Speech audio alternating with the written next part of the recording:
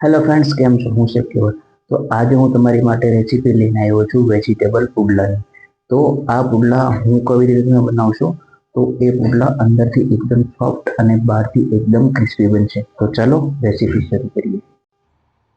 ખાવામાં સોફ્ટ અને બહારથી એકદમ ક્રિસ્પી એવા ઉત્તપમ જેવા પુડલા બનાવવા માટે આપણે વેજીટેબલ સૌપ્રથમ ચોપ કરી લઈશું.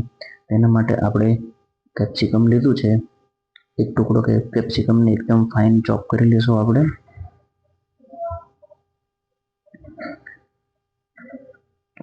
એકદમ બારીક ચોપ થયા પછી તેને આપણે એક મિક્સિંગ બાઉલમાં નાખી દઈશું. પછી આપણે થોડુંક અમથું ગાજર લઈશું.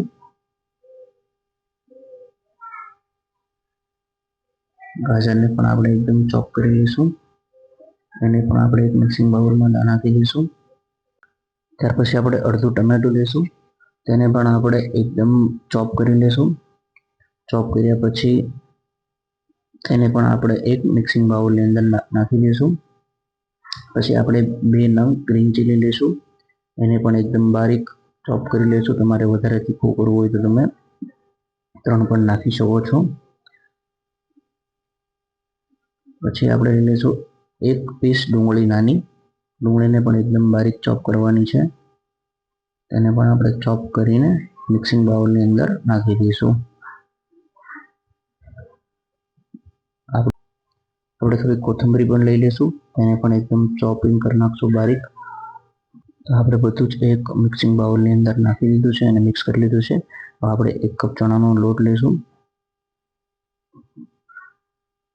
તેની અંદર આપણે બધા મસાલા એડ કરશું. તો સૌપ્રથમ આપણે એમાં અડધી ચમચી લાલ મરચું પાવડર નાખશું, અડધી ચમચી હળદર નાખશું. પછી તેની અંદર આપણે અડધી ચમચી ઉપર થોડું ધાણા જીરું નાખશું. ગરમ મસાલો નાખશું અડધી ચમચી. પછી આપણે તેની અંદર નાખશું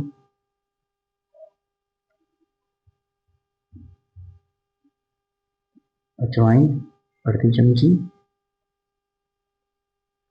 પછી આપણે 1 ચમચી જેટલા કાળા મરી નાખશું પાવડર એનો, અને સ્વાદ અનુસાર મીઠું. તો આપણે હવે તેની અંદર એકદમ અંદરથી સોફ્ટ બને તે માટે આપણે જે ખાવાનો ટાટાનો સોડા આવે છે તે 1 ચપટી જેટલો એડ કરશું. અને બધું એડ થયા પછી આપણે તેનું બેટર રેડી કરવા માટે આપણે તેની અંદર પાણી નાખશું. પાણી એકદમ થોડું થોડું કરીને એડ કરવાનું છે. એક સાથે એડ કરશો તો જાદુ વધારે પડી જશે અને ગાંઠ પડશે. તો આપણે પાણી થોડું થોડું કરીને એડ કરશું. પાણી એડ કર્યા પછી આપણે એકદમ એનું સ્મૂથ બેટર રેડી કરશું પુડલા માટેનું. તો આપ જોઈ શકો છો એકદમ સ્મૂથ, થોડું જાડું રાખવાનું છે, એકદમ પતલું નથી કરવાનું. તો આપણું બેટર તૈયાર છે. તો હવે આપણે એના પુડલા બનાવશું. તો આપણે નોનસ્ટિક પેન લઈ લીધું છે, તેની અંદર આપણે 1 ચમચી દેશી ઘી ગાયનું યુઝ કર્યું છે તો એ નાખશું. અને આપણે જે બેટર રેડી કર્યું છે તે એડ કરશું. ગેસ શરૂઆતમાં એકદમ ધીમો રાખવાનો છે અને થોડું થોડું ફેલાવી દઈશું, બહુ જાડું ના રહે તે માટે. થોડાક થીક રહેશે પુડલા આપણા.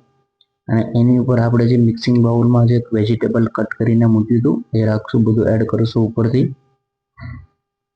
તેનો લુક એકદમ વેજીટેબલ ઉત્તપમ બનાવીએ તેવો આવશે. ખાવામાં બહુ જ હેલ્ધી રહેશે, પ્રોટીન વાળું. એટલે બધા જ વેજીટેબલ એડ કરી દઈએ. અને લાસ્ટમાં એની ઉપર આપણે થોડાક અમથા નાખશું ચીલી ફ્લેક્સ, જેથી કરીને થોડોક વરસાદનો માહોલ છે તો થોડુંક તીખું પણ મજા આવશે. તો બધું વેજીટેબલ ઉપર એકવાર તવેતો ફેરવીને ચીપકાવી દઈશું. પછી સાઈડથી તેને ઉખાડી લઈશું, જેથી કરીને ચીપકી ના જાય.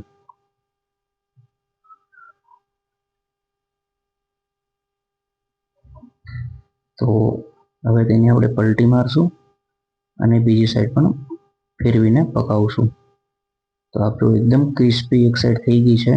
પછી તેને આપણે બીજી સાઈડ પલટાવવામાં આવશે અને ઉપરથી તવેથી આપણે તેને આવી રીતે ઊંડા કરી દઈશું, જેથી કરીને અંદરથી સ્ટીમ ઉપરથી નીચે જાય અને અંદરથી પણ એકદમ પુડલા આપણા સરસ પાકી જશે. તો આપ જોઈ શકો છો બંને સાઈડથી એકદમ ક્રિસ્પી થઈ ગયા છે અને વેજીટેબલ પણ બધું અંદર કૂક થઈ ગયું છે, જેથી આપણને કાચું ના લાગે.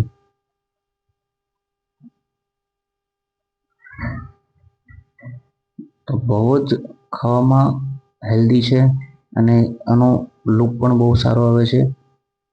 આ જોઈને તમે ઉત્તપમ કે પીઝા પણ ભૂલી જશો. એકવાર જરૂર ટ્રાય કરો અને આપના બાળકોને વડીલોને એકવાર આ પુડલા ખવડાવો. સ્વાસ્થ્ય માટે હેલ્થ માટે બહુ જ સારા છે. છોકરાઓ પીઝા ભૂલી જશે આ જોઈને. તો લુક પણ એકદમ પીઝા જેવો ઉત્તપમ જેવો આવે છે. તો ચલો હવે એનું પ્લેટિંગ કરશું.